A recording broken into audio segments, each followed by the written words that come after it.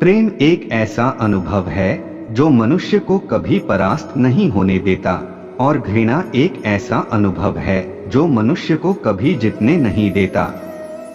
जीवन ना तो भविष्य में है और ना ही अतीत में, जीवन तो बस इस पल में है, केवल इस पल में। राधा ने श्री कृष्ण से पूछा, प्यार का असली मतलब क्या होता है? श्री कृष्णा ने हंसकर कहा, जहाँ मतलब होता है वहाँ प्यार ही कहाँ होता है।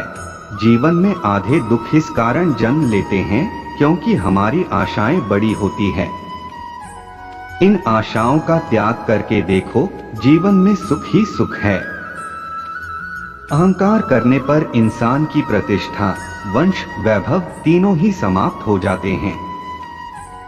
अहंकार मत कर किसी को कुछ भी देकर, क्या पता तू दे रहा है या पिछले जन्म का कर्जा चुका रहा है। बुरे कर्म करने नहीं पड़ते, हो जाते हैं, और अच्छे कर्म होते नहीं, करने पड़ते हैं। जीवन में समय चाहे जैसा भी हो, परिवार के साथ रहो, सुख हो तो बढ़ जाता है और दुख हो तो बट जाता है।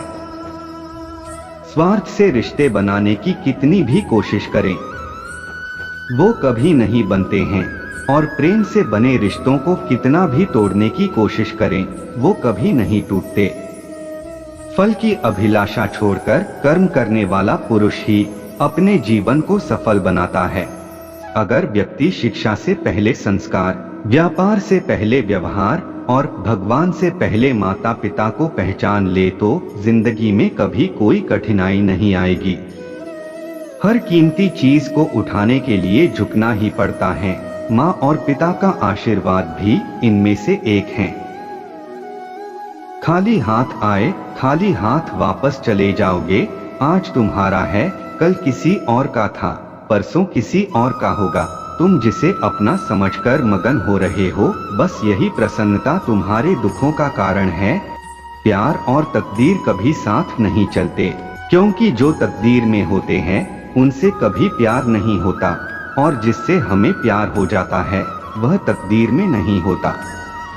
क्रोध की अवस्था में भ्रम जन्म लेता है। भ्रम बुद्धि को नष्ट कर देती है। बुद्धि के नष्ट होते ही व्यक्ति का पतन हो जाता है।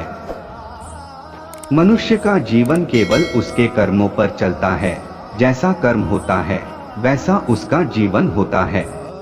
तुम उसके लिए शोक करते हो जो शोक करने के योग्य नहीं है।